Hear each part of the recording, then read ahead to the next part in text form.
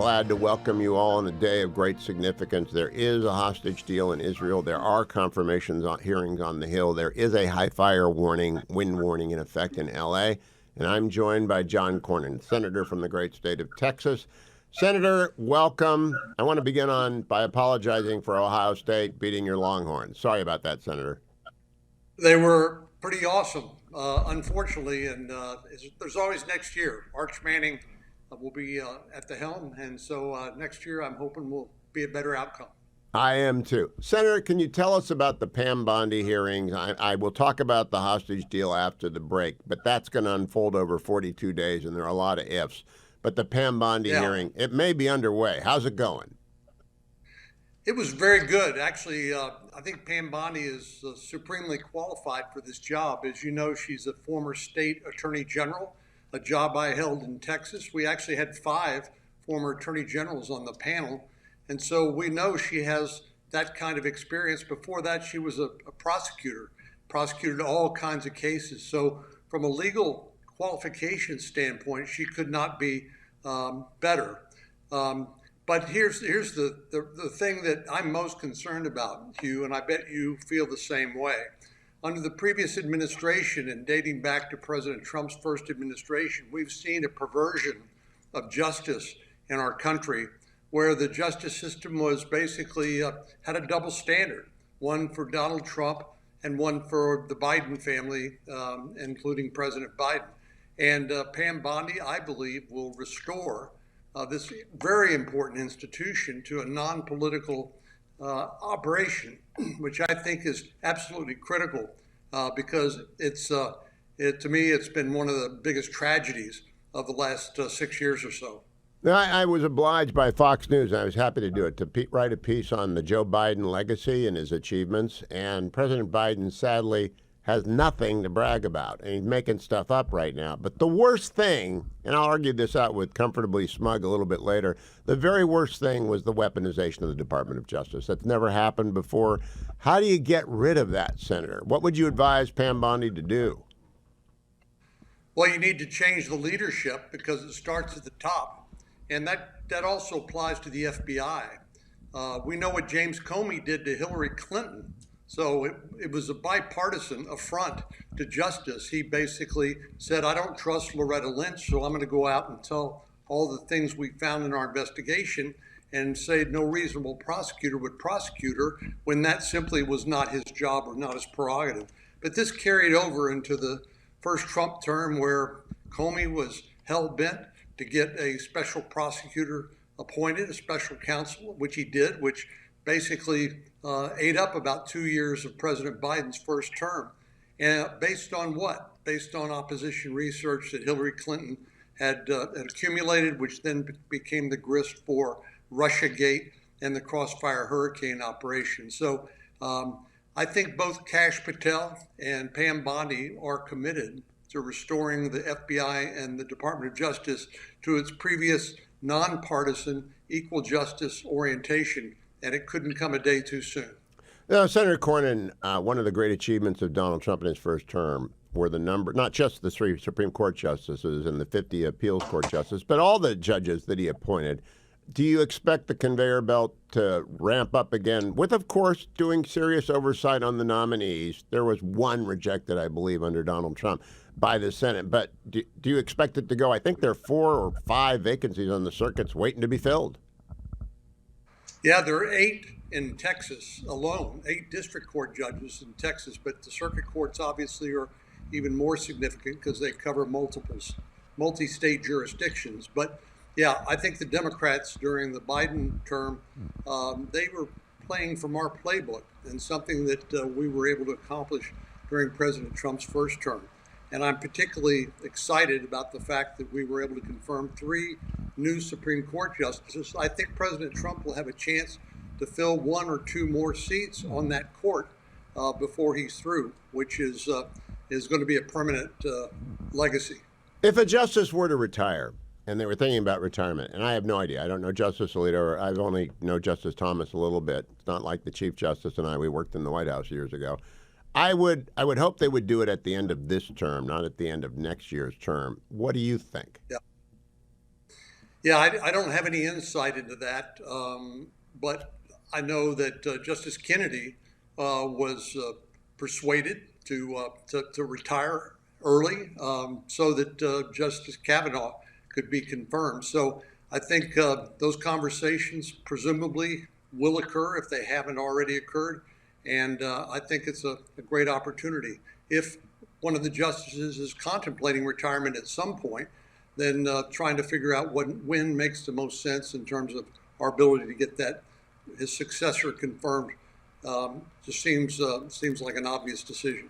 If you were asked by President-elect Trump, Senator Cornyn, you've been doing this a long time, and you are a former justice of the Texas Supreme Court, what would be the upper age limit? I'm 68, so you can't offend me. I'm not going to become a judge anytime. But what would be the upper age limit you'd want to see in a nominee for the court? Well, I'm older than you are, Hugh, by a little bit, and it certainly wouldn't be somebody like you or me. I think there's plenty of outstanding candidates, younger judges who've serving, for example, on the Fifth Circuit Court of Appeals, that includes the state of Texas, that I think would be excellent choices. And I'm sure there'll be a lot of interest in those positions. So I'm sure there'll be a lot of opportunities for President Trump to make, again, another mark on the Supreme Court. But I would think certainly nobody in their 60s or 70s, maybe people in their 40s or 50s, seems like about a good age range. So on my list, I've got David Strauss, I've got Amul Thapar, and I've got Don Willett. And they're all in their 50s. I think Strauss might be 50 and Amul Thapar 54 and Don Willett about 54. How about that? Are they too old, or is that okay by you? Sounds about right to me. All right. Now let me ask you about the nominees generally. Do you expect all of them to be confirmed? Because I predicted to a Legatus meeting last night, they're all going to be confirmed, and that includes Tulsi Gabbard. What do you think? Yes, I think that's right. My own view is that the president, having won the election and received a mandate, is entitled to his team, absent some extraordinary circumstances. Now I know Matt Gaetz decided to withdraw. I think he knew he was going to have a rough time, and that was his choice. But I would say the remaining people on the nominees are ones that I think will likely be confirmed. I think Tulsi Gabbard did herself a big favor the other day when she told James Langford she would support reauthorization of Section 702 of the Foreign Intelligence Surveillance Act. Amen. I always tell people this is the most important law you've never heard of, but I know you have, and you're very familiar with it. Comprises what 702 produces provides 60% plus of what's in the presidential daily brief. So it's absolutely essential to our national security. And I think John Ratcliffe at the CIA, Kash Patel, the FBI, and Pam Bondi and Tulsi Gabbard are now on board with that law. What did you make of Pete Hegseth's performance yesterday? I thought it was stellar. I've known Pete for quite a while when he first started coming to the Hill and doing advocating for veterans. And then, of course, he went on to become famous on Fox. But I know he's committed to our men and women in uniform. We need to shake up the Pentagon. We spend almost $1 trillion a year on defense, but I'm not convinced we're spending it in the smartest, most efficient, most effective way. It takes too long for us to get some of these weapon systems in place. And now with the advent of incredible technology like we're seeing used in Ukraine with drones replacing a lot of the other manned aircraft and other weapon systems, I think we need to do more to leverage the private sector, our incredible technological advantage that want to help if we'll just provide a means for them to get an opportunity. Well, I'm not a lobbyist, but I want to take the opportunity, Senator, to say I hope you guys get back to the AM Radio in Every Vehicle Act, because I'm depending on AM radio as California's on fire. And I also really hope that you attach strings to any federal aid you send to California. And by strings, I mean clear out this absolutely dysfunctional government. Do you think you will attach strings to it? Do you think the AM Radio in Every Vehicle Act is going to be back and pass? Yeah, I don't think there will be, and there have never been, to my knowledge, a grant of money in disaster relief without some strings attached. And in terms of having radios in vehicles, I think this is something that has a public safety component, which you and others have pointed out. It's not just listening to the radio and entertainment, it's public safety. And so I expect that to be the primary focus. I really appreciate your joining me today for an update from the Senate. Senator John Cornyn, always appreciated. Follow him on Twitter, the great senator from Texas. I do want to update you on the breaking news about the Israel deal, the deal to release the hostages. All hostages, or the bodies of dead hostages, are set to be released over 6 weeks. And Israel is pledged to withdraw from Gaza at the end of this process. Will it actually happen? We don't know. I'm joined now by United States Senator Steve Daines. Senator, welcome back. It's always a pleasure to see you. Senator, I'm not sure which committees you're on, but I think you're on the committee that will be confirming Doug Burgum. Is that correct? Yeah, I'm on Energy and Natural Resources. It'll be Doug Burgum tomorrow. It was Chris Wright, our Secretary of Energy, soon to be today. And then I'm on Foreign Relations, so I had Marco Rubio this morning. Oh, Senator Rubio, star. I mean, that was a 5-star performance. You think Democrats are going to vote against Marco Rubio? I think he's going to have most Democrats supporting him. I saw Tim Kaine just announce he's supporting Marco Rubio. He should, and he will have a strong bipartisan support. Look, Marco has been on the Foreign Relations Committee for 12 years. I mean, I don't think there's a better nominee that President Trump could have picked for Secretary of State than Marco Rubio. He's got moral clarity where it really, really matters in places like Israel, Iran. He's absolutely a great pick. He's been a friend for many, many years. Very proud of Marco, and it's good to see him as our Secretary of State. And Senator Daines, I don't think there's anyone better than Doug Burgum for Interior. I told an audience last night, a Legatus group, that the most important domestic appointee is Governor Burgum because he can unleash energy and he can issue nationwide habitat conservation permits and 10A permits so we can cut the grass. In other words, remove the coastal sage scrub that is burning down California. Will you ask him about that, a 10A permit for clearing coastal sage scrub? Because the environmentalist wackos have paralyzed my state. It's not my state. I'm a Virginian now, but I'm out here for 3 months. Well, Hugh, the reality is they're paralyzing a lot of states, including Montana, because of our national forests. There's the BLM line, but there's also what's going on in our national forests and relates to grizzly bear delisting. This all ties together because when you have an endangered species on federal lands, the left uses that as leverage to file injunctions to stop timber harvest. We have 130 million board feet of timber in Montana that's held up in litigation. Rather than thinning our forests, reducing fuel loads, reducing risk of catastrophic wildfires, we're sitting here in court. Rather than having loggers in our forest, we've got lawyers crawling all over here filing suits because we're part of the Ninth Circuit Court. The same thing is applied to California. And I tell you what, we've been saying it for many, many years. Either we better manage our forests and our wildlands, or they're going to manage us. And when these fires erupt in California, they're virtually unmanageable at that point. The fire will have its way. It's catastrophic. You can't beat those Santa Ana winds, but you can minimize the risk of catastrophic wildfires and the impacts by doing some basic common sense in that wildland-urban interface. We call it the WE interface, and that starts with the right policies coming out of government. And Governor Newsom and some of these, I'll call them loose lug nuts in California should be held accountable for having the wrong policies, whether it's water or it's being better stewards of our wildlands. And sadly, we're bearing the consequence of that today with loss of life and structure. Senator, sitting in my studio today is an old friend, Len, who's an evacuee from West Los Angeles. And the tragedy out here is so immense. Only 9/11 is greater in my lifetime for a domestic tragedy. And they want money. And I want money for California, but I want all of the agencies swept aside and a federal special corporation like the Pennsylvania Avenue Development Corporation set up to oversee reconstruction. Are you in favor of conditioning aid on reform of California's regulatory abyss? Look, this is not an argument. This has happened before in aid that's gone in a situation we've had catastrophes, whether it's hurricanes or fires.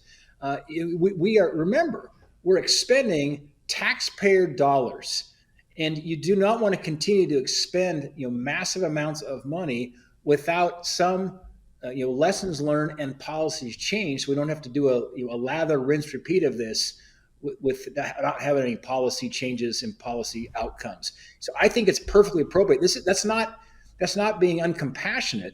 It's just doing the right thing as being stewards of taxpayer dollars and being stewards of our lands.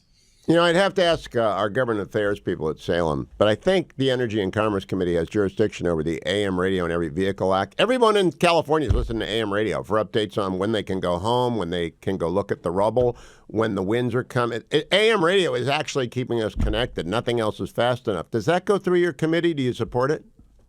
Well, first of all, I think that'd be Energy and Commerce be the House committee. In the Senate, I'd be on the Energy and Natural Resource. There's actually a Commerce committee in the Senate, so they would have jurisdiction over FCC and those kind of issues.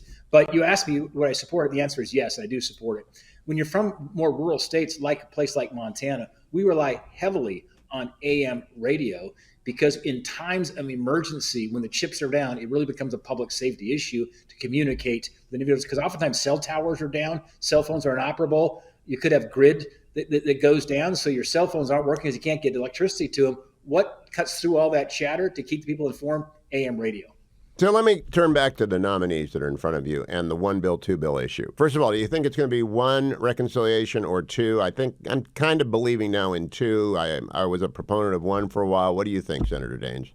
Yeah, I tell you, I've said it consistently, and I'm on the Finance Committee, so we're the committee of jurisdiction of writing the tax bill. It's just a matter of making what we pass in 17 permanent going forward, so to eliminate the nonsense of sunsets and extenders. But I'm agnostic on this. I just want to look at the path that gets us to the outcome the fastest. And the House, I know, is arguing hard for the one bill, one reconciliation vote. The Senate would probably see it as we could do it in two pieces here. We can move a border bill, energy, and defense plus up quickly, and then come back with a second bill. I think the tax permanence bill is going to, and avoiding a $4.3 trillion tax increase, by the way, it's going to take probably a little more time.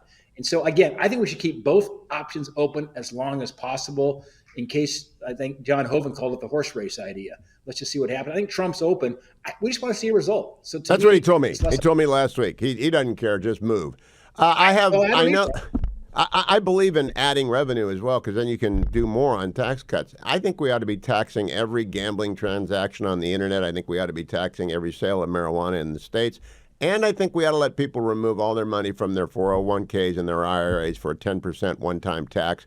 The present discounted value of the tax benefits in the future would easily be made up. Do we have any other revenue ideas? Well, I mean, there's on the revenue side, as much as we need to focus potentially on some of that. Hugh, with all due respect, I think we should put equal emphasis on spending reductions. Because as you know, you can do all the revenue increases you want over time. That doesn't solve the $36 trillion debt problem. That is primarily a spending problem. I'm not suggesting revenue doesn't play a part of that, but you can keep finding ways to tax this and tax that and so forth. But at the end of the day, it's a spending issue by every measure, looking at percentage GDP and so forth. This is a spending problem.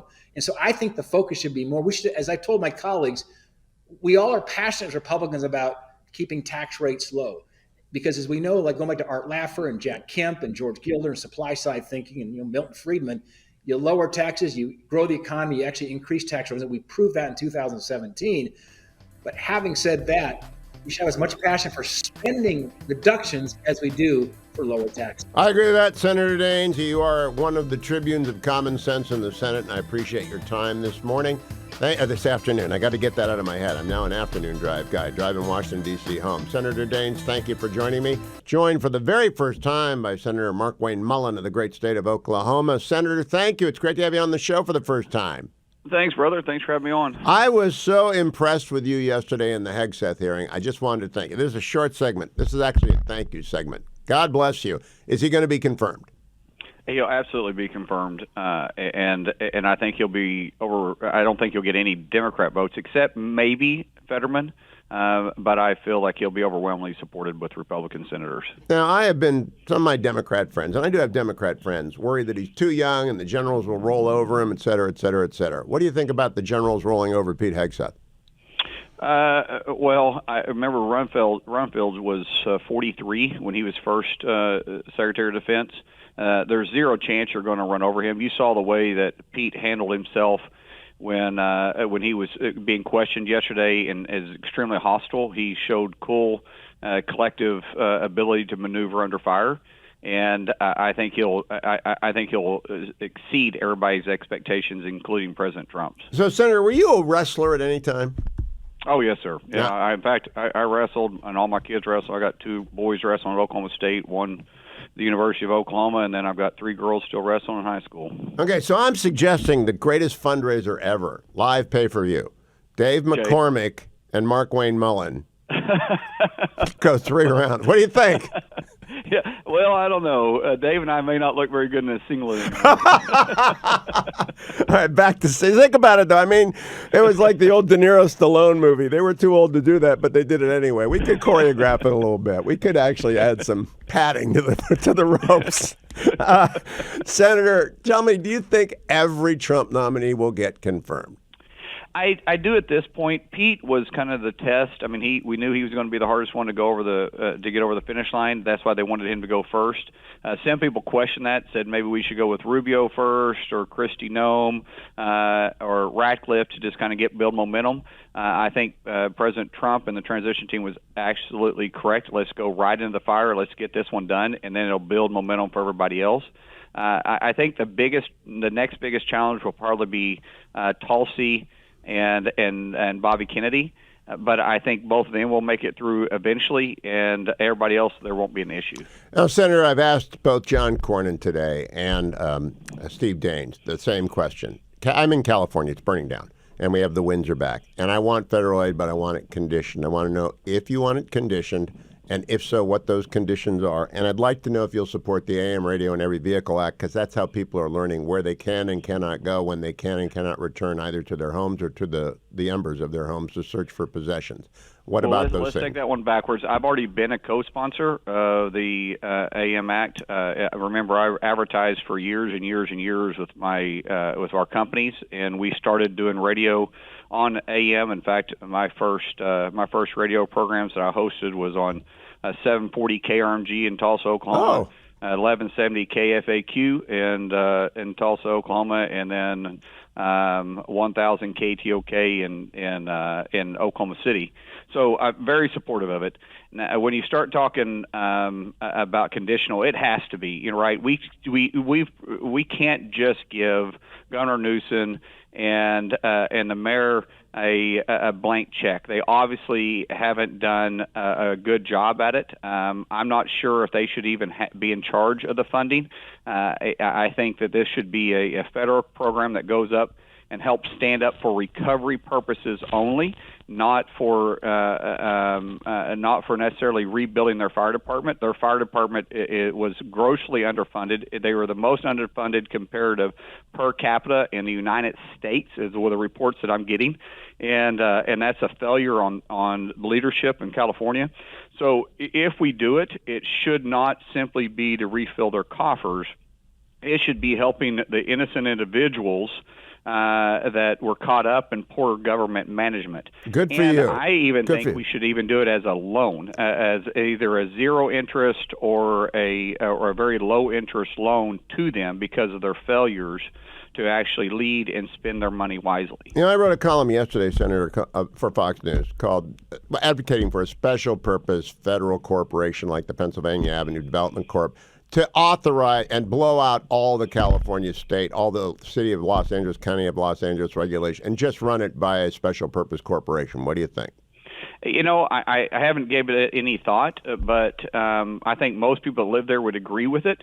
We got to be obviously careful about separation of state there, but they have failed their people, and I think their people should have a vote on it if that's the case. But the regulation is what's running people out of California every single day and making states like Oklahoma and Texas grow exponentially in population. Are you rooting for the real OSU this weekend, Senator? No, the real OSU is Oklahoma State University. Go Post.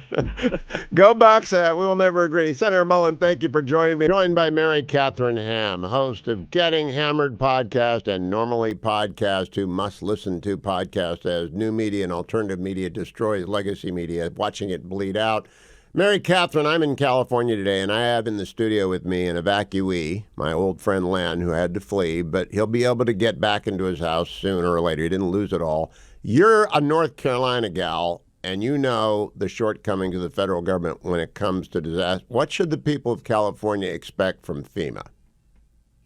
Well, I have tales to tell from the ground in FEMA, where I talked to Matt Van Swal, who's a resident near Asheville in a small town outside the bigger city, about the failures of FEMA, partly due to the fact that North Carolina hasn't gotten attention for during these many months that people have been suffering. Winter came to Western North Carolina, but the hotel vouchers that people had for temporary housing from FEMA, they didn't account for winter or winter storms. So a bunch of families were being kicked out of hotels at the end of their vouchers without extensions and without grace during a winter storm. And there was luckily enough outcry online that some politicians got involved and some people with power got involved. And eventually FEMA said, okay, we'll extend them to like maybe the 20th or the 24th or so. But that was after several 24-hour extensions, leaving people literally out in the cold. So this is the kind of management that you're seeing in Western North Carolina, and obviously more pressure and attention, they perform better. But they've put some in the teens, like 16 or 17 temporary small houses in Western North Carolina, and tens of thousands have been requested. They're just failing on every front in ways that would be comical if they weren't so tragic to the people on the ground. And I'm just hoping that people pay attention to it in addition to the LA fires, because on both fronts, you're going to have issues here. Now, what's interesting, I don't know the size of the population impacted by the North Carolina disaster. In Los Angeles County, 10 million people live there. Probably half have been impacted some way, and a small number have been devastated. What are the numbers in North Carolina? Because it should have been easy to handle if it's under 100,000 people, even if it's under 500,000 people. California is a nightmare of rebuilding coming up. What are the numbers in North Carolina? I'll say a couple things. The numbers are hard to know because there are still people unaccounted for. There are 104 on the list of those who we know have passed away and did in this storm situation. The man I was talking to, Matt Van Swal, he didn't have power for 3 weeks. He said after Helene hit, they were so isolated that he thought it was likely that Florida didn't exist until he got service back, like several weeks later when it was a couple days that he was able to travel out and get some news. But they really thought they were getting the least of the storm. So they thought the rest of the coastline must be just completely gone. So that was the level of isolation out in the mountains. So the terrain is tough. So I'll give that to emergency responders. But the thing is that when the government's not doing the work, a bunch of nonprofits stepped in and did very hard work. Greg Biffle's out there with a private helicopter serving people. And at this point, senators are calling the people on the ground who are not FEMA people to say, what's your list? Here's a list of people who need help. Can you get there to help them? Because FEMA's not there to do it. So no matter what the size of the population, it doesn't bode well that they couldn't do a smaller job in, granted, a relatively isolated area leading up to this. Now, Mary Catherine, you're a pragmatic conservative. You're not reactionary. You're not far right. You're just a sort of normal Reagan conservative. Can we ever fix the federal, state, and local government? The government collapse in California is extraordinary. It's the worst I've ever seen. I mean, 9/11 was the worst disaster in America, but the terrorists didn't send us a note that they were coming. We knew the Santa Ana winds were going to hit 100 miles an hour. We knew that out here, and still all this government couldn't do anything. Is there any way to fix this? I think if there's a way to fix it, it is you have to put leaders in charge who are willing to make the boring basics great again.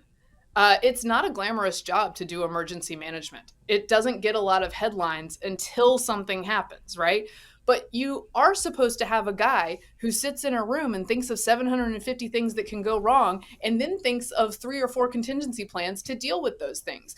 The people who are leading in many places, particularly in California, Newsom is a great example, they think they're spiritual gurus, not governors. They think that they should be thought leaders, not actual leaders. They are interested in signaling, not actually solving problems. And that has led them down a very bad road. And these are the results. Because look, disasters are disastrous. bad things are going to happen. But you have a solemn responsibility, if you are in charge of resources, to stage and understand those resources in such a way that you can mitigate harms. And I when hope it's you done and Vic well, talk about this. The all-purpose out. The absolute excuse has become climate change. Gavin Newsom says, the hot gets hotter, the dry gets drier, the wet gets wetter. It's like the dog ate my homework every day, and the teacher is supposed to buy that. Do you think that works? Do you think people fall for it? The Santa Ana winds have been recorded for hundreds of years. Hundreds of years of records of the Santa Ana winds. It's not extraordinary. We had a fire in Bel Air in 1961, which was devastating. We had the Oakland Hills fire in 90 or 89.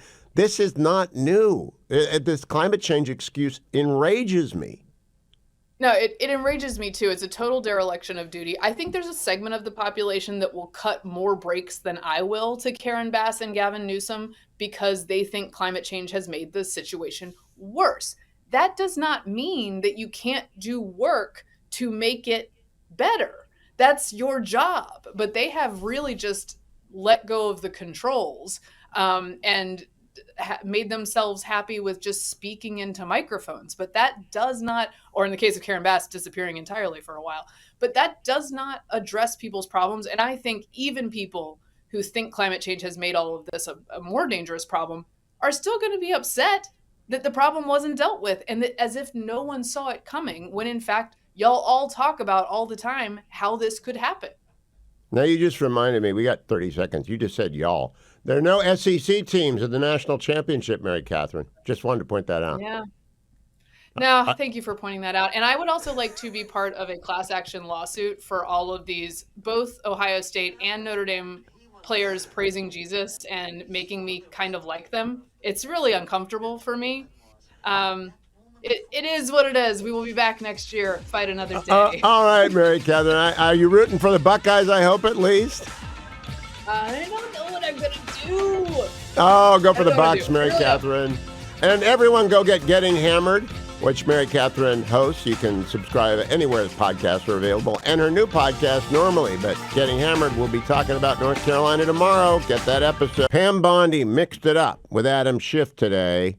I love this stuff. This happened an hour ago. Cut number 37, the next Attorney General with the senator from California who is an embarrassment. Cut number 37. I'm asking you, sitting here today, whether you are aware of a factual predicate to investigate Liz Cheney. Senator, no one Based has on what asked you me know. to investigate Liz Cheney. That is a The hypothetical. president has called for it publicly. You are aware of that, aren't you?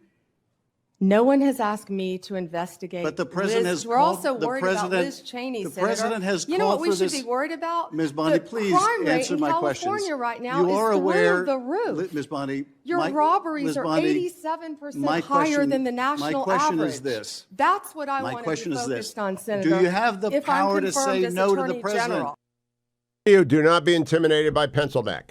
Don't do it. Just roll right over him. He's weak. He's a junior senator. He talks last. No one was watching, but I was. Cut number 38. President. So let me start with an easy truth that you could speak to the president. Can you tell us, can you tell him that Donald Trump lost the 2020 election? Can you say that? Do you have the independence to say that? Do you have the gravitas, the stature, the intestinal fortitude to say, Donald Trump, you lost the 2020 election? Can you tell us that here today? Senator, what I can tell you is I will never play politics. You're trying to engage me in a gotcha. I No, won't I'm just do it. asking you a simple I question. won't play If you can politics speak truth with any to ongoing power. investigation. So let me ask you another. like you did let leaking me- your let me ask colleague you, Devin Nunes's if- memo. If you can, Love that. Bingo. Cut number 39. One more by Pam Bondi. will it be your advice to the president? No, Mr. President, I need to go over them on a case-by-case basis. Do not issue blanket pardons. Will that be your advice to the president? Senator, I have not looked at any of those files. If confirmed, I will look at the files And for will the you be able to pardons, as do? well Will as you the be able to ongoing review investigation. hundreds of cases on day one? I will look at every file I am Of course asked you to won't. look So at. will you advise the Hey, president? can I will answer you- the question? Well, my question I would is- have plenty of staff. You said, of course you want. You'll be able to review Listen, I'm hundreds not of going to cases the first day? mislead this body nor you. All right, let me ask another question. You don't want to answer that. Let me answer You were another question. censured by It will Congress, also- Senator, for it will comments just also- like this. it will Bingo! also- Oh my gosh, I love punching bag Adam Schiff. That is what every Republican should study that and just punch him in the nose because Everybody, Democrats, Independents, and Republicans, dislike Adam Schiff. California voted for him because it's a machine. In the afternoons now, but many of you choose to listen to my podcast every morning when I used to broadcast, and I think that's just great. If you're not already listening to podcasts, it's highly concentrated, Hugh. You can get it at iTunes, Spotify, wherever. And a lot of you do choose to just listen to the show, which is now late in the afternoon. All the news that's happened is happening.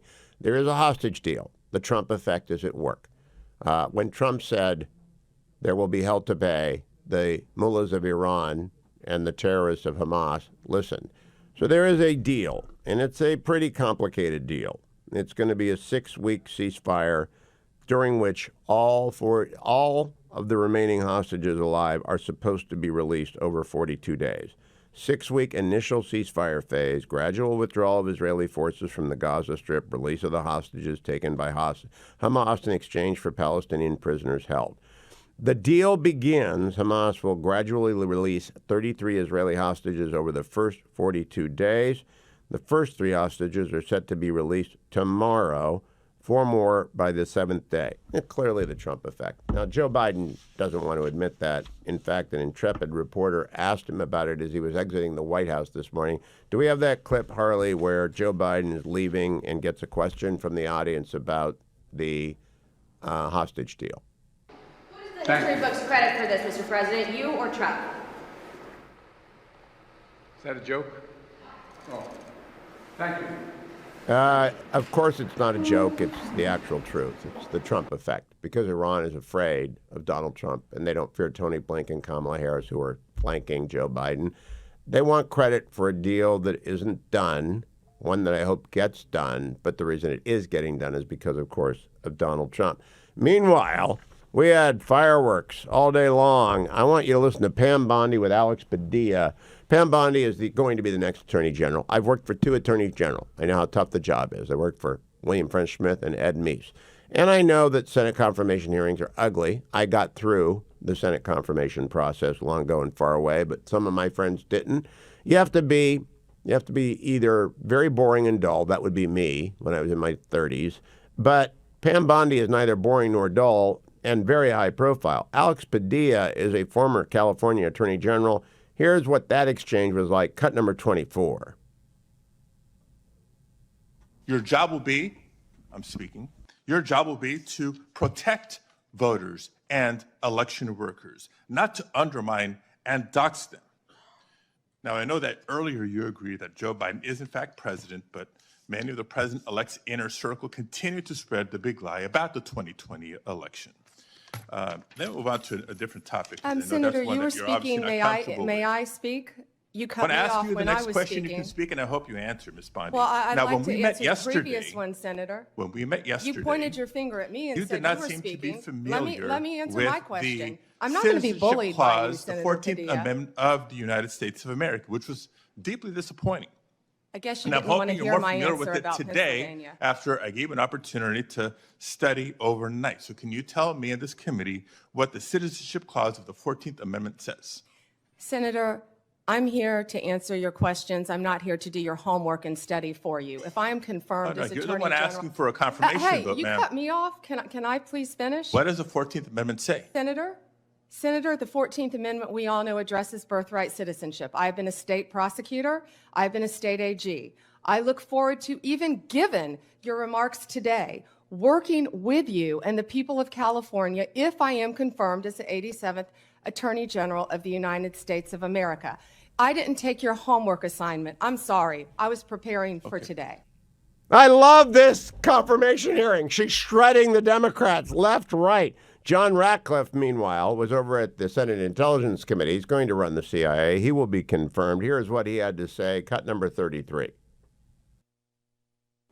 In 2020, when a chairman of an intelligence committee misrepresented that a laptop owned by then candidate Biden's son was somehow a Russian intelligence operation, and 51 former intelligence officials used the imprimatur of IC authority to go along with that. I stood in the breach. I stood alone and told the American people the truth about that. So I think my record in terms of speaking truth to power and defending the intelligence community and its good work is very clear. And what I can assure you is those types of instances, if I'm in that position as CIA director and have to do that again, as uncomfortable as that can be, to be accused, the truth will ultimately defend itself, and I think that intelligence will as well. I will come back, play some Marco Rubio for you, but first let me tell you about American Federal, one of our sponsors, AmericanFederal.com. Nick Grovich and his team at 1-800-221-7694. Sell and buy gold. I bought gold from, or we are in the process of buying gold from, Nick Grovich and his team, as I do every January for my gold sponsor. And I have been begging for years for Nick to be my sponsor because he is the most transparent person in the world. It is easy to deal with him. If you want to buy gold, you look at the spot price of gold and you add a percentage, and they'll talk about what that is.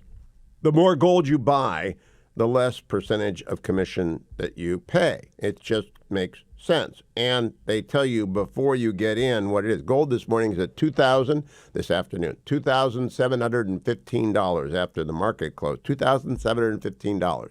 Now, that's not the price that Nick and his team will sell it for you. They got to make some money. The more you buy, the lower the commission. If you are selling them gold, and a lot of people sell gold. Fetching Mrs. Hewitt asked after we bought the Krugerrands and Eagles and the Maple Leafs, said, do they buy gold too? Because got old bracelets the kids don't want. I said, sure, we'll do that too. So I'm going to test it out on the sell side as well. But gold at $2,715 over the past 100 years. Over the past 100 years, gold has more than kept pace with inflation. That's what it is. It's a hedge against inflation, and it's a good hedge against inflation. Today, the markets were joyous. That's because, in fact, the Dow was up 700 points. The S&P was up 107 points. The NASDAQ up 466 points. Why? Because the inflation's back, 2.9%. Joe Biden is going out at 2.9%. Do you know what inflation was when he got into office? 1.5%. It's never been lower than 2.7%. It's been as high as 7% under Joe Biden. What a reckless administration of the economy. If you want to guard against future Democratic presidents, you buy gold now for the long term, remembering that over the past 100 years, it more than kept pace with inflation. And you deal with AmericanFederal.com because you want transparency, honesty, efficiency, and quick delivery. You don't want to deal with Joe Bag of Donuts, who's just got in the gold business yesterday and is playing the float. There are a bunch of bad people in the gold business. There's a few honest ones, and the most, at least the equal of anyone when it comes to transparency and efficiency and just fun to talk to. Nick Grovich and his team at American Federal. Call them up at 800-221-7694. Now to Marco Rubio. Cut number 26, where he is talking about Hamas.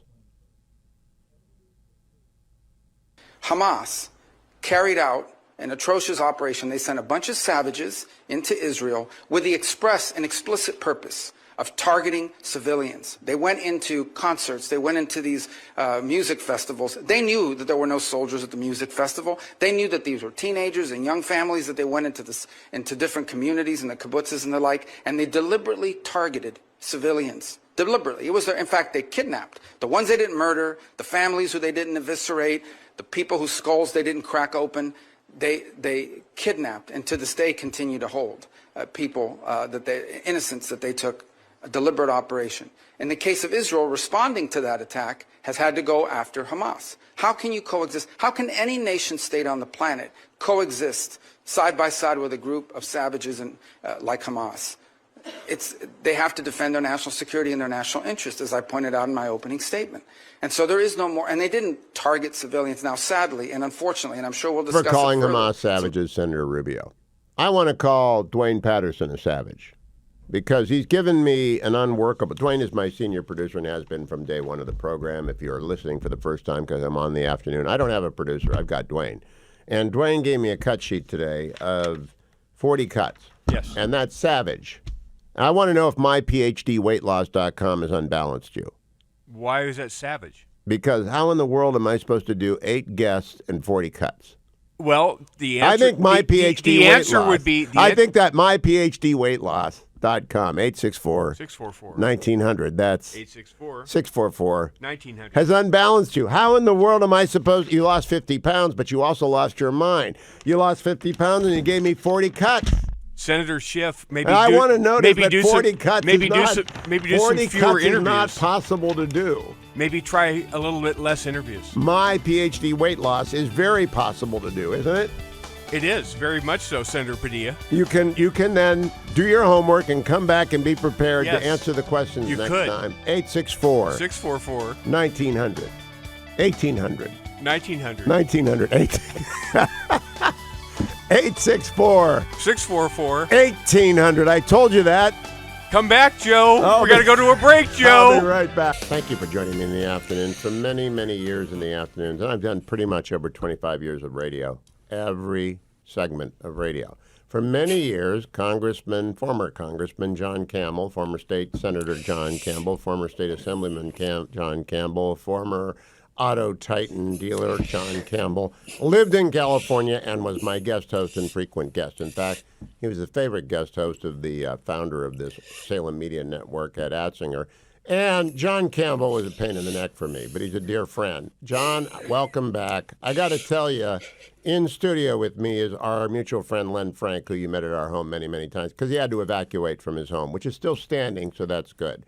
And I was going to have fun with you today, but it's not a fun time in California. When I read your note last night that Los Angeles is to you as Warren is to me, it really sunk in. You really must be feeling what's going on in L.A. And then I read your Look Through the Chaos newsletter. Tell people what you wrote and why you wrote it. Yeah, Hugh, I was born and raised in Los Angeles. I lived there for the first 23 years of my life. I met my wife, the captivating Mrs. Campbell, there. She was the girl across the street. We were married in Los Angeles. I went to college, undergraduate at UCLA, master's at USC.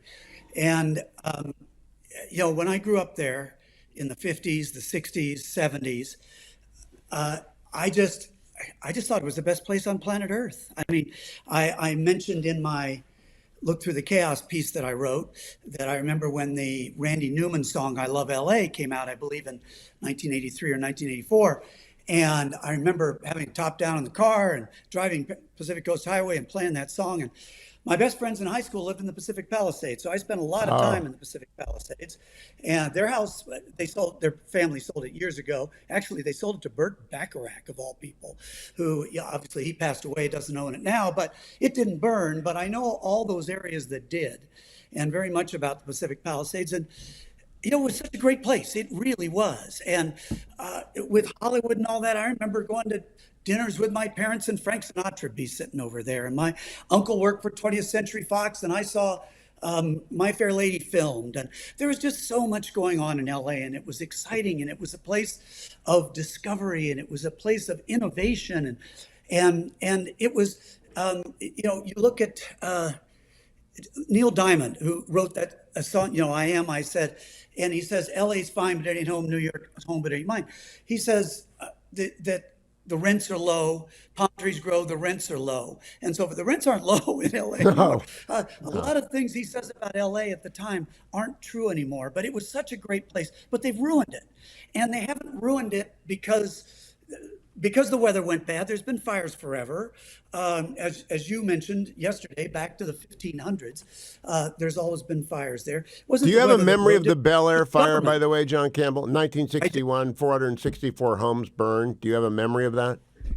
I do. I was only 6 years old then, but I do have a memory because it was a big deal. I mean, it was a big deal, and Bel Air was a big deal at the time. And my parents had a lot of friends that lived in Bel Air and lost homes in Bel Air during that time. So I remember that. And usually after these big events, things change because people say, "Hey, we can't have this again. We can't do this again." And they made some changes after that. But government in California has forgotten a lot of those lessons. LA has been killed by government, which is incompetent, which is woke, and which is corrupt. And those are the three words I would use to describe the governments in Los Angeles and also at the state level in California. Now, I want people to understand, you served in the state legislature for how long? 5 years. So 5 years you were legislating, and so you know firsthand how bad it is up there. And there's super majorities of Democrats. The Republicans can stand up and shout, but they really get rolled right over. We had good governance until Pete Wilson left in 1998. Unfortunately, Arnold had a glass jaw and couldn't change anything. He was there for 6 years, but it's been Democratic rule unbroken now for 6 plus 8, 14 years of unbroken supermajorities and a Democratic governor. Is there anyone to blame besides Democrats? No, there absolutely is not. This is all government. Government has taken paradise and destroyed it and ruined it. And not just what we saw the other day, but do you know there's as much oil underneath California as there is underneath Texas? But they don't allow anybody to drill it. What if they did? Think of the jobs. And they tax it like Texas does. Think of the revenue they would have. Think of what they could do. But they won't do that because of their worship of this ridiculous climate change theories that they have. And so it has entirely been ruined by government and government action, particularly severely in that last 14 years that you've mentioned. And it's been all Democrats, as you say, supermajority in the legislature, Democrats up and down the state at every level of government. Now, there's a few cities and a few counties, with Orange County, some in San Diego, et cetera, the inland in the Central Valley, where some Republicans exist at the local government level that have some power. But the state always comes in and tries to overrule them. The city of Huntington Beach, which has a conservative legislature, just recently voted to have IDs be shown to vote. Imagine that. The state of California, with Gavin Newsom, has come down on them and is suing them and saying, you can't do that. It's against state law. So even those few Republicans who have a little fiefdom of control somewhere, the state is coming in with their heavy hand and saying, no, you're going to do it our leftist, neo-Marxist way. We're not allowing you to do it your way. Now, John Campbell, I've been asked by Hillsdale College to write for Imprimis an essay on what happened here. And I'm going to begin with the Endangered Species Act, the Coastal Act, the 1972 initiative that established the Coastal Commission, and the Clean Water Act, the federal agencies, the state agencies, the regional. Government gridlock is what happened here. And government gridlock has empowered the most extreme environmental activists to stop the clearing of coastal sage scrub and other forests. Now, coastal sage scrub is a unique feature of the California landscape, but it's ubiquitous. It's everywhere. If you don't cut it, it's going to burn. And as you said, for 500 years, we've got records of this. Do you think we'll start the equivalent of mowing the grass in California now, though the barn door is open and a lot of cows are out? I would love to say yes, because logic says the answer should be yes. Emotion says the answer should be yes. Simply reactivity, if you will, says the answer should be yes. But so many times I have hoped in California that something would get these people to back off their extreme nonsensical positions, and it never does. I mean, you talk about water. Gavin Newsom tore down 5 dams. There are 5 less dams in California than there were 50 years ago when there were 20 million less people. And he bragged about it. And what is this about? One thing, this national show, people listening, you'll hear about the Delta smelt, and that this is a fish. It's just like you're saying coastal sage, that the environmentalists try to protect. And so they don't allow dams, they don't allow you to save any water, they don't allow you to do any of this kind of stuff to save the Delta smelt. The Delta smelt is not a native fish to California. It was brought in during the gold rush in 1849 by the miners. I can make an environmental argument that the Delta smelt is invasive and we should be killing it invasive off. species. Now, I want to emphasize, I'm back with John Campbell. I'm Hugh Hewitt. I want to emphasize with John to the audience, John really is an Angelino. When I first got out here, 1989, it wasn't long thereafter I met John and the captivating Mrs. Campbell. We attended the same church. He had a beautiful voice. I turned around and I said, you ought to be in the choir. He went into the choir. We're pretty good friends. John is an automobile guy. I am not. He's a car guy. I think that's a ridiculous waste of time. But he loves the state, and he lives in Arizona now. Why'd you leave, John? Everybody's going to say taxes, and taxes were certainly part of it. But that's not all of it at all. It's that Everything in California is more expensive. Everything. Or not just land, real estate. Oreos are more expensive. And it's because of the regulation. I bought a McDonald's meal this few years ago here in Scottsdale, Arizona. I then flew to California and bought the same meal in Costa Mesa, California. It was 70% more. 70% more. Why? Because the beef costs the same. That's not the difference. But their insurance is more, their rent's more, their environmental costs are more, their regulatory costs are more, their minimum wage is more. You go through it all, everything they have is more, and they got to put it in the price of the burger. So it's not just the taxes, it's everything, but it's also the freedom. It's that there's so many things you can't do. Now, I'm a member of the NRA. I'm a gun owner. California, you have to have a license to buy ammunition, and you can only buy ammunition for a gun that you have licensed in California with that caliber. I mean, this stuff is unbelievable. The rules they have, you own property, you want to build on it. The regulation, the hoops you have to jump through to build on your property. And let me assure you, whatever you want to build, you will not be able to build it. They will make you do something else. They pull freedom back, put regulation out, make everything more expensive, and it's less free. You just put all that together, and the weather's great, the views are great, the landscape is beautiful, but it doesn't make up for bad government. I'm sure it's beautiful in Haiti too. I don't want to live there. Why do you think that every other state in the union was done counting their votes before California, and not by a little, but by a lot? Like weeks. It took weeks for California to count its vote. Why is that? Yeah, another good reason. Not only do you not have to show an ID in California, it is illegal to show an ID. Let me give you an example. Let's say I go in and vote, and I say I'm Hugh Hewitt. I can vote for you. They cannot ask me for an ID. Except then you come in, and you say, well, I'm Hugh Hewitt. And they say, well, you've already voted. And you say, no, I haven't. Look, I'm Hugh Hewitt. Let me show you an ID. And no, we can't say that. We can't say that. We can't say that. You can vote, and we'll show it as provisional, and then they'll throw it out. The other thing is during that month after they vote, this is a period they call curing votes. That's their term, not mine. I mean, I can't believe they curing ballots. And what they're doing is they're searching around looking for ballots to add on to things. Well, this enables people to come in with ballots long afterwards.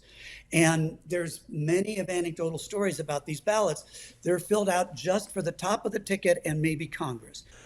Congressman John Campbell is my guest, and you can catch the entire interview at my YouTube channel if you are so inclined, or you can listen to it on the podcast tomorrow. John, this is the most important question I've asked you. Will it change? It's such a devastation. It's so bad. One estimate of the losses, which might be high according to some other smart people, is $250 billion to $300 billion. The lowest estimate is $50 billion. It's going to break the FAIR Fund, the California option to insure your home. Other insurers where I either leave, I expect to have my price doubled on my house in California. What do you think? I have some hope that politically things might change. And I can only pray that that hope is not misplaced. People have been asking me since I left, and it was 9 years ago that I moved out of California. And people have been asking me since I left, John, what will ever happen to change? And I always say, I think there's two things. One is that a personality comes along, a Donald Trump, a California Donald Trump, if you will, a transformative personality that comes in as governor, takes over, and starts to move things in the other direction. The way we're seeing Donald Trump move the whole country. I mean, my gosh, Coca-Cola gave him an award, one of the wokest companies out there. So as you see things change, that's one thing. And let me address that before I get to the second. Trump has said he thinks there's a chance in 2026 that a Republican could win. And so that means the Donald is paying some attention to this. And is it a Peter Thiel? I don't know the guy from Adam, but certainly he's very close to Trump. He's a billionaire. He's highly successful. Is it somebody like that maybe could come in and turn things around? I don't know. That's one chance. The second, because the question is who. The second thing is, when you hit rock bottom, you got to look up and you got to think, okay, I can't stay here anymore. We got to do something different to get me out of the bottom of this pool. And so that may be happening now in California. There are some indications of that. I'm seeing, again, anecdotal evidence of people who are Well, you and I are left, both anecdotal evidence. Now, evidence of anecdotes that's it. Now, anecdotal evidence is evidence of anecdotes. We both left. I'm a Virginian, you're in Arizona now. We both left. We couldn't stand it anymore. You come back occasionally to visit grandchildren. I come back to teach every other year. But it's just, I couldn't stand it anymore. Right, but we can't vote. I can't vote and you can't vote. So you and I changing our minds, well, it wouldn't change our minds, but voting the right way doesn't help. We need people in California to vote the right way, who live there and vote there.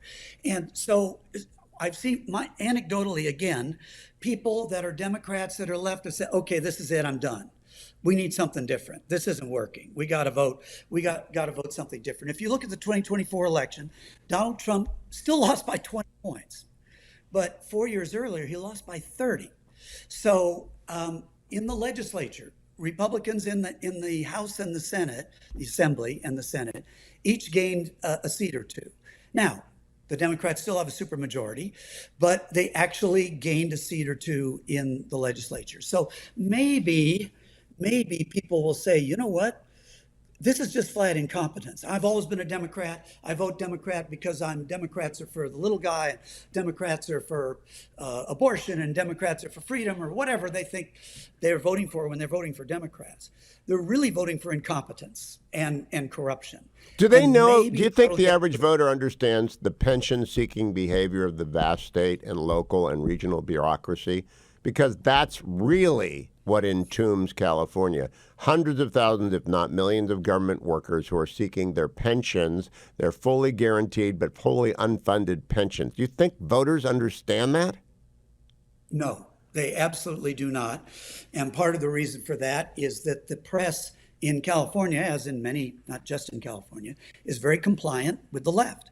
And there, I think, are 8 major newspapers, all the TV stations and all that sort of stuff. And with very few exceptions, they're compliant with the left. So they don't report on any of that because it looks bad.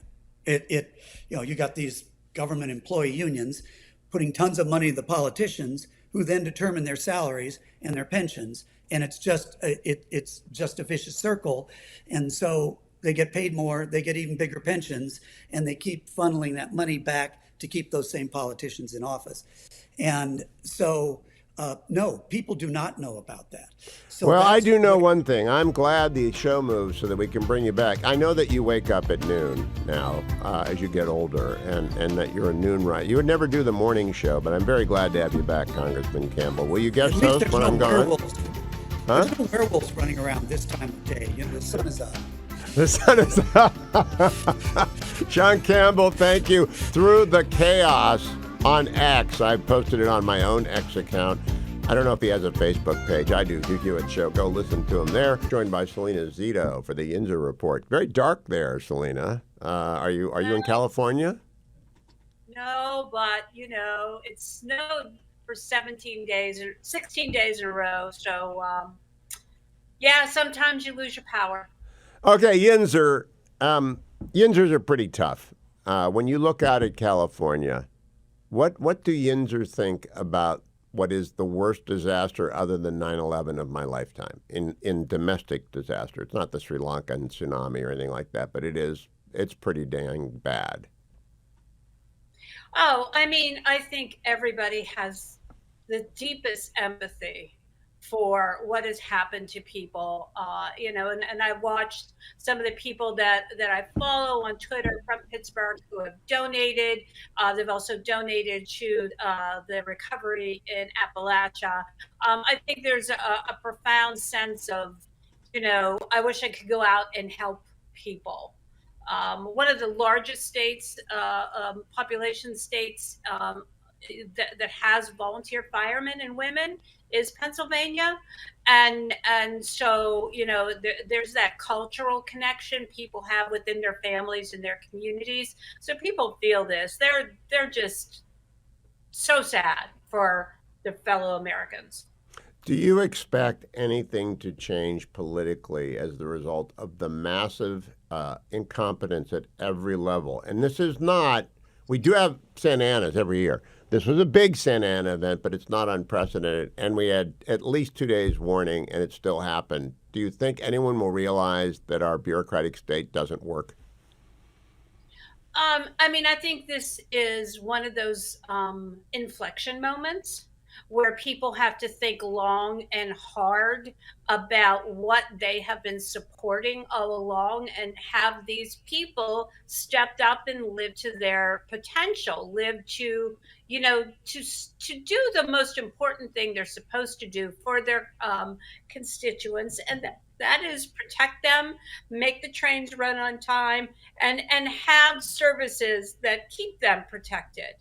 And I think the first person that's going to have the most immediate impact is going to be Los Angeles Mayor Karen Bass. She has failed on numerous levels. She has and failed them on promises that she made and did not keep. What do I mean by that? She promised, she pledged to not leave the country as mayor. And not to travel.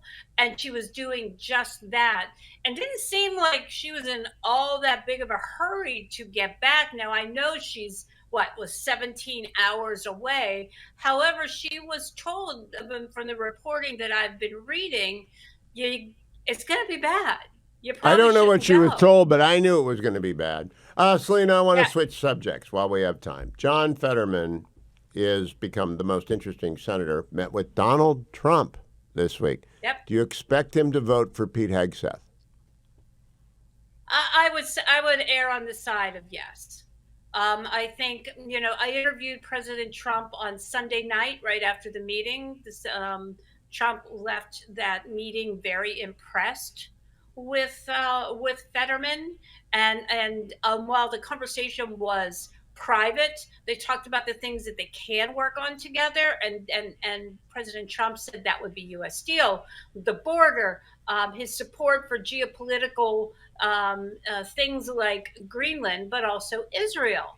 And I think that Fetterman has shown a willingness to not only meet with everyone that Trump has picked for their cabinet, but to understand that he won, and as president, have that courtesy to be able to name who he wants, obviously within reason, to be in his cabinet.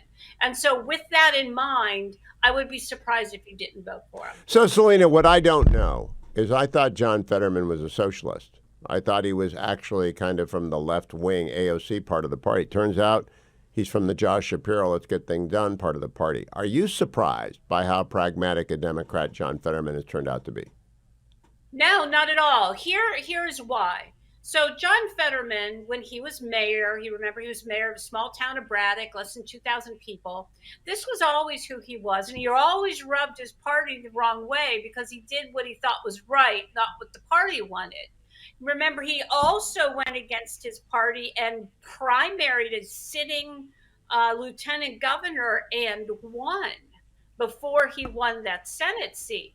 The only time that I thought that his message was off was right after his stroke and up until Election Day. I didn't feel like it was true to him. And we now know that he was suffering from depression. He was recovering from a stroke. I'm shocked that he has made the remarkable recovery that he has. I place that on sheer will. But he's now, since coming out of Walter Reed, if you just notice the pattern of behavior, ever since then, he has been himself. He's been pragmatic. He's been thoughtful. He may be not the most polished. I think that's something that him and Trump share. But he has been who he's always been. I think the only time he wasn't himself was during the recovery process from the stroke and the depression. All right, now my last question has to do with your governor, Josh Shapiro. Has he said anything about California's Governor Gavin Newsom and about the fires? Because this would not have happened. Governor Newsom got the freeway repaired in, 3 weeks? Governor Shapiro got the freeway up in 3 weeks. It was very Pete Wilson-esque. Has he said a word about the California disaster? It wasn't even 3 weeks. It was 3 days. 3 days.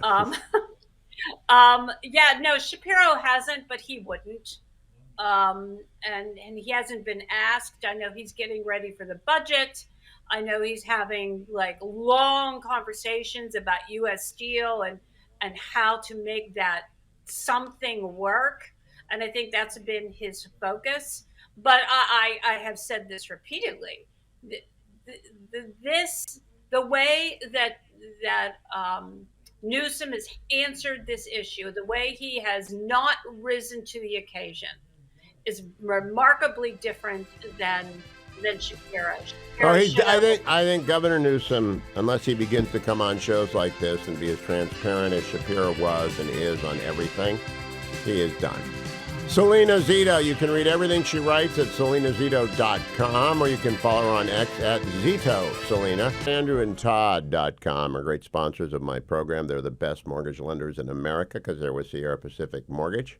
They lend you the money if you're buying a home. Now, some of you in Southern California, you'll know AndrewandTodd.com because they're our main office. Their Sierra Pacific office. It's one of many offices across the United States, and Sierra Pacific lends nationally. Their main office is in Southern California, so I bet the bulk of their work for, 15 years before they came on my program was done solely in California. Now they're all over the United States. They originate and they fund loans all over the United States. If you're moving, if you have to move, and you want the best mortgage deal that you possibly can get, the absolute best that you can possibly get, you call 888-888-1172. Now, I've known Andrew for 20-plus years. We were in a Bible study together. I've known Todd for half that time. These are wonderful Christian gentlemen that will take great care of you. They will not waste your money. They will tell you, don't do that loan. If it's a bad loan, they won't let you buy too much house, which is very important, especially for younger people. You got to be the right amount of house. You got to get the right mortgage at the best rate with people that you trust who will refinance you, will call you up and say, it's time to refinance because the rates dropped. They're not going to drop soon. They are what they are. You got to call AndrewandTodd.com to find out what it is. 888-888-1172. 888-888-1172. Coming up next hour, Comfortably Smug is going to join me, and I'll be joined by Ilya Shapiro talking about his brand new book. And I'll keep my eye on details about the hostage deal. Do want to remind you, I won't accept any client that I do not use. Like Andrew and Todd, did my mortgage with them when I moved back east. Relief Factor, I take it. American Federal Gold, I buy gold from them. That's who I am. I just will not try and sell you anything that I don't use. I use Relief Factor because it's fabulous and it works. Go to their website, relieffactor.com, during the break. Come back. I want to tell you about a speech I gave last night and why it matters that some people applauded at a particular point. Unusual day. Live in the afternoons now. My third day, having moved after 8 years of doing morning drive in the east and morning drive, and before that morning drive in the west. And now I'm doing afternoon drive in the east, which is noon to 3 in the west. I'm so glad to be back in the afternoons. I did my time in the morning drive slot. It was interesting. It was informative. It was fun. But now I'm able to tell you at the end of the day that, for example, Pam Bondi completely owned Adam Schiff today. I can tell you that a hostage deal has been signed. We'll see if it rolls out, and I'll report on that tomorrow. And we're undergoing a wind event right now, but no fires yet, of which I am aware. I want to tell you, though, it's a big show today when you get Senators Cornyn and Daines and Mullen and Mary Catherine Ham and John Campbell and Selena Zito, and coming up later in the program, Comfortably Smug of the Ruthless Podcast, Ilya Shapiro, who wrote the book Lala. It's a big show. But I want to tell you briefly about last night. I did the show yesterday, taught yesterday, but I went to the Southern California chapter, one of the many chapters of Legatus. Legatus is a Catholic businessman and businesswoman's organization. They're very successful, they're very philanthropic, they're very serious, they're very fun. And I got to talk to them last night, and they asked me to talk about the election. And afterwards, I got a question. I did, told them what I thought. Talked to them about a number of things having to do with the Roman Catholic Church. I'm an evangelical Roman Catholic Presbyterian. I'll explain that some other day for those of you who are new listeners. But I got a question from the audience afterwards. Will Trump get his nominees? I looked out and I said, every one of them. They're all going to get confirmed. And this group of Orthodox Catholics, mostly conservative, because Orthodox Catholics tend to be conservative, burst into spontaneous, sustained applause. I was surprised. It's a simple statement of opinion about a set of facts that are unfolding in front of us. And I kind of thought to myself, that's unusual. Because, of course, Donald Trump is nobody's idea of an Orthodox Catholic. He's a lot of things. He's a non-Orthodox Catholic. None of his high-profile nominees, Pete Hegseth, Tulsi Gabbard, are Orthodox Catholics. Some could argue that Robert Kennedy Jr. is an Orthodox Catholic. I don't know about that, given some of the disclosures about his past, but he's going to get confirmed. John Ratcliffe is. The new ambassador to Japan nominee, George Glass, he's pretty Orthodox. Brian, who's going over to the Vatican, very Orthodox. But why would they be so happy? Because their political decisions are not driven by their theological predispositions and beliefs. That's where America is. America is right now where it wants its leaders to accomplish things that they promised to get done. And this is a departure from my youth, when everyone cared about Nelson Rockefeller being divorced. If you can actually believe that that was an issue that may very well have kept Rocky, future vice president. He became vice president after Jerry Ford took the presidency after Richard Nixon resigned. Rocky could never get over the hump. It was Happy, and Happy Rockefeller. And he divorced Happy, and he married his second wife, and divorce was not allowed. Even 50 years ago, it just wasn't acceptable. Well, now Americans have changed. They haven't changed that much. We prize our privacy. We prize our freedom. We are not interested in being told what to do. And generally speaking, we don't like government. We don't like DEI, CRT. We abhor racism. This is generally speaking. What we don't now inject into politics are our personal moralities. Much less than we ever have before. I think George W. Bush was the best man of my lifetime to hold the presidency. I mean, really, a really good man. The kind of person that you would trust your family to in a crisis. The kind of person that you would know would do whatever they told, that you could absolutely trust. Don't believe that about Obama. Certainly don't believe that about Biden. I think he's corrupt. Donald Trump is a developer. I know developers very, very well. They're very transactional. Who do they have to be in what room to get what done is who they will be in that room for as long as they need to get it done. I know developers. I worked for developers for 27 years. I've retired from the practice of law. But when Orthodox Catholics applaud the idea of Pete Hegseth, who was attacked repeatedly for his infidelities, which are many and admitted, that tells me something. When they applaud people of different faith traditions, when they don't want Catholics, they don't want theocracy, all this nonsense about Christian nationalism. There are a few people out there, there always have been on the far left and the far right, that if you take your cues from them, you'll think the country's crazy. No, most Catholics are ordinary, mass-attending Orthodox Catholics. And what they want from the government has got nothing to do with Catholicism. It's got everything to do with their taxes, the crime that impedes upon them, the fires that come out of control, and whether or not after the inevitable earthquake in California, there'll be anyone there to pick up the pieces. In the past, there was. When the Northridge earthquake hit, Pete Wilson, thank God, was governor, because the 10 freeway fell down. And there are enormous emergency powers in the California Constitution that allow the governor of the state of California to take actions in emergencies that suspend every other thing. Pete got the 10 up and running in under a year because he did a performance-based contract, I believe, with Yeager Construction. It's been a while, but I think it was Yeager Construction. The sooner you get this done, the more we'll pay you. You didn't have to get anyone's approval, didn't need CEQA, didn't need the Coastal Commission, didn't need anybody but Pete Wilson. And Pete, like Josh Shapiro, a Democrat in Pennsylvania, had his highway fall down, was focused on getting the highway reopened. That's what government is about. It's not sexy. It's not interesting. We don't want them telling us to count by race. We don't want them telling us about gender. We don't want them telling us what to think or punishing people who think differently from them. We want police and fire, and there are other things, sanitation. We want clean water. We want clean air. We do not underestimate the climate change. We understand it's happening. Doug Burgum may be the smartest guy in America on climate change, and he is pumping climate capture into the North Dakota economy. He is doing carbon capture, not climate capture, in order to improve the climate. We just want common sense from the government.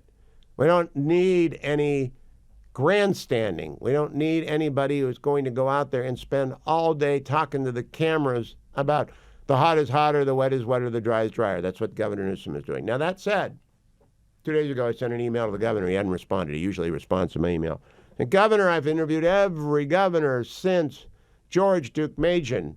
And Jerry Brown's in there, but I didn't interview Jerry when he was governor the first time. Jerry's married to a friend of mine, Ann Guffs. I've interviewed them all of them, except Gavin Newsom, because I'm fair and courteous and civil. I think Gavin Newsom has a glass jaw. I think he is afraid, like Kamala Harris is afraid, of even a fair but serious interview. Because the disaster that is California was preventable, ought not to have happened, and we had warning. Imagine if the terrorists, imagine if Osama bin Laden had said, not his declaration of war against the United States, we knew about that, but imagine he had said, I'm attacking New York in 2 days, New York City, and we're going to use airplanes. And he didn't say what targets, didn't say what airplane, but he just said that. Would it have happened? Would it have happened? Because we knew 2 days before the events of last week, 8 days ago, we knew 2 days, maybe 3 days before, the Santa Anas would hit three figures. Now, that's not unprecedented. It's rare. It's only every 10 years or so. Now, there's a columnist in the Los Angeles Times named Sammy Roth. I just posted an excerpt of his column on my X column. He says this is all because of climate change. That's a lie. This is because of the climate that exists in California, has existed for thousands of years. The Santa Ana winds are a feature, not a bug. The Bel Air fire in 1961 claimed 464 houses.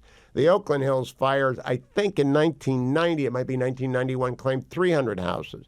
I had to pack up twice in California in the years I lived here from 1989 to 2016. And I'm telling you, everybody knows the Santa Anas blow. And we didn't do anything about it, and the Santa Ynez Reservoir was empty.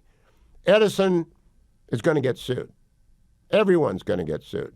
But I'm here to tell you, it's not their fault. It's the fault of the government that would not do the California equivalent of mowing the grass, clearing coastal sage scrub. More on that later. I want to remind you, I'm in the Relief Factor studio. And I told you about Relief Factor last hour. I took Relief Factor the first hour, and I remind you every single day, because they're a great sponsor. I have a beautiful studio. Take a look if you're watching on the Salem News Channel. And if you're watching on YouTube, it's a beautiful studio out west. It's the production studio where Dwayne and Adam and Harley labor all day long when I'm on the East Coast from 3 to 6, and when I'm on the West Coast, noon to 3. They are here all day long because of Relief Factor. And we wouldn't take their money if I didn't use them. Dwayne has left, of course. He's the non-producer. If I only had a producer, this show would really rock. But Relief Factor doesn't provide a producer. It only provides a great studio. And it provides an even better product. One that keeps me going up the implacable hill, keeps me going sometimes very long days. Yesterday was a very long day. But you can try it for yourself. 1-800, the number 4, and the word relief. 1-800-4-RELIEF. And you get a starter pack for $19.95, less than $1 a day. You can try it for 3 weeks and decide for yourself, that's pretty good. If not, just don't do it again. But go try ReliefFactor.com, order that starter pack, and come back. Comfortably Smug of the Ruthless Podcast is next. You don't want to miss Smug, or Smuggles as they call him on the Ruthless Podcast. 3 books credit for this, Mr. President, you or Trump? Is that a joke? Oh, thank you. Welcome back, America. Hugh Hewitt in Studio West. That was Joe Biden being asked by an intrepid reporter whether the deal in Israel belongs to Donald Trump or himself. I am joined to discuss the achievements or lack thereof of Joe Biden by the one and only Comfortably Smug, one of the hosts of the Ruthless Podcast, the most important podcast in the conservative world. There are other good ones, don't get me wrong. The editors, Megyn Kelly, there are a lot of good ones. But if you're not listening to Ruthless, you don't know what's going on. Smug, welcome. How are you? Thank you so much. I'm great. You are too kind, Hugh. Thanks for having me on. I'm not too kind. I'm trying to beat you to 100,000 YouTube subscribers because, you told me we get a plaque if we do that, right? That's right. You do. Well, I'm at about 76,000. Where are you guys? I think we're sitting at about 80, so it's an even race. Oh, that's terrible. America, do not follow them until you followed me first. But get out there and follow the Ruthless Podcast. Like and subscribe if you wish to opine. I've been brainwashed by Smug. Smug, I thought of no better person. You have 7 minutes, a full 7 minutes, to list the achievements of Joe Biden. I already filed my column with Fox News for tomorrow on what he will be remembered for and his achievements. What do you say are the Joe Biden legacy achievements? So I don't know if they're exactly achievements, but I'd say his legacy would probably be making Europe dependent on Russia for its energy, outsourcing U.S. energy to China, where we're completely dependent on their batteries and solar panels, spending billions of dollars to create exactly zero electric car charging stations and zero broadband access for rural America. He also opened the border, increased crime coast to coast. So I guess that's pretty much his legacy.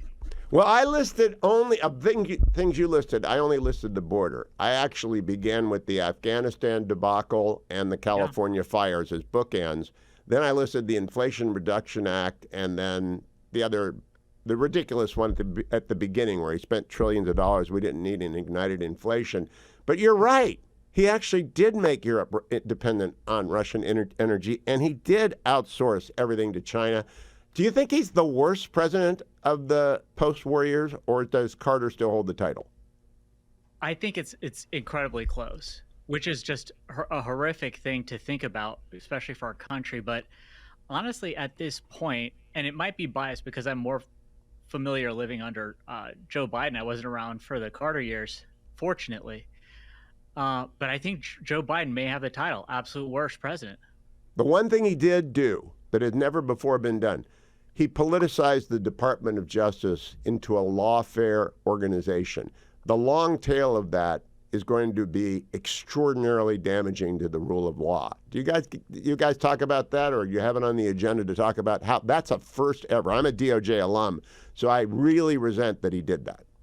Yeah, I mean, I think it was great that Senator Tom Cotton earlier today during the Pam Bondi hearing, when you had Democrats putting out tweets saying that, like, Democrats never politicize the Department of Justice. Trump's going to do exactly that. It's just, that's how much they don't care about hypocrisy at all. It's all about hierarchy and power to the Democrats. They don't care if people consider them hypocrites openly, as long as they're in control and can have their way. Now, Smug, I want to switch over to something I said to the president-elect last week, which is that legacy media is bleeding out. Believe it or not, Donald Trump thought I was too tough on him. He said, that's pretty tough. That's pretty tough. But in fact, I think it is bleeding out. And today, the Daily Caller profiled your friend and mine, Scott Jennings, as I was passing the baton off to him. And I said, wait a minute, I'm not dead. I'm still here. But there is a new generation of center-right and conservative commentators rising. And I think legacy media is mortally wounded. Do you agree with me? I think so. I'd be remiss if I didn't start by saying you've pretty much inspired a generation of conservative media who are out there trying to join you in the fight for conservatives, because it is a fight to have any conservative viewpoints out in the public. I think the media skewed way too far to the left. We always knew there was a liberal bias, but really after 2016, they just went completely over the cliff, where it was essentially an arm of the DNC instead of trying to inform the public. Now, it's a rule on my program. I never talk about past colleagues, so I can't say anything about Jen Rubin because we both work together simultaneously at the Post. But of course, that doesn't apply to my guests. Are you crushed that Jen is leaving? She provided you with so much material for King of the Hill, which is absolutely the best feature anywhere in podcasting. If you're unaware of King of the Hill, you got to listen to a few Ruthless podcasts because it's the funniest 20 minutes of my week. Well, are you despondent? So I think the thing with Jen Rubin is a lot of legacy media is showing it's dying out when you see all of the folks on their staff going to Substack, and you just see staff turnover on such a massive scale. There's no sort of loyalty in journalism because these organizations no longer have any kind of like a core culture, anything, any respect among the American public. There's zero trust in these news organizations. So Jen Rubin's just following where the money is. But who's going to replace her in King of the Hill? I don't think she's going to be replaced. She's still going to be online dropping her takes that, make her one of the toughest contenders on the game. But if takes aren't read, are they takes? It's like the tree falling in the woods. I don't know who's going to subscribe to a Jen Rubin Substack. Do you? So we did amend the rules. I did make a ruling as judge instead of precedent that blue sky is permissible. Oh no, So I missed that episode. You were on the bench that day? I was on the bench that day and set the precedent. Blue sky is going to be allowed. I hope there is a second ruling that revokes that, because nobody reads blue sky. All right, Smug, to close this out, in terms of what you guys are doing with Ruthless is so important. Ruthless podcast, so important. Are you going to up the number that you do? You're twice a week right now. I told Rich Lowry yesterday I wanted 4 times a week with the McCarthy Report. I want more. Are you guys going to do more? So I am 100% of the mind that we go daily, Saturday, Sunday. The conservative movement needs as many fighters on the front line as possible. My other hosts are they're lazy. They're lazy.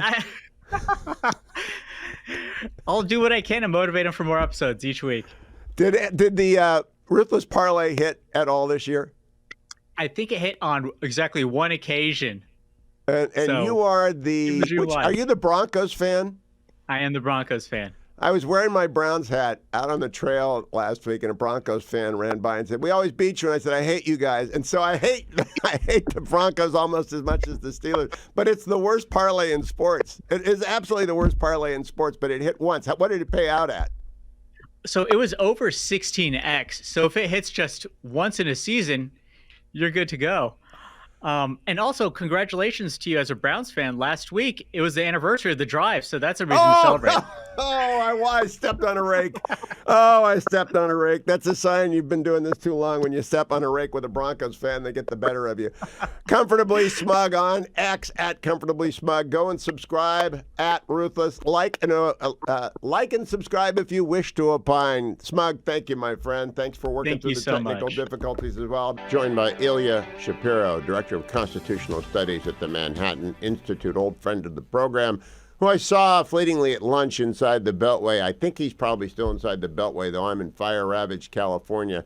Ilya's got a new book, Lawless. And I'm going to say lawless at least 7 times following the Luntz rule, so you go out and buy it, because Ilya's about the smartest guy running around on the collapse of basically everything and why. Ilya, welcome. How are you?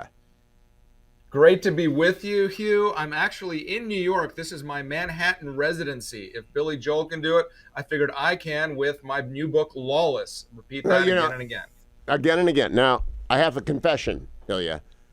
You may be the only author I've had on the last 25 years I've been doing this program that I have not read your book. That's because I moved from the Beltway out to California and left it in D.C. And so I'm flying blind here, but I have an idea that you're going to be able to tell us what the miseducation of America's elites, that's the subtitle of Lawless, is about. And then we're going to turn to the California fires, because we've had the collapse of government out here. Absolutely a disaster, a catastrophe that did not have to happen because of the lawlessness of Los Angeles and California. So let's start with an overview of the book. Why did you write it? What's in it?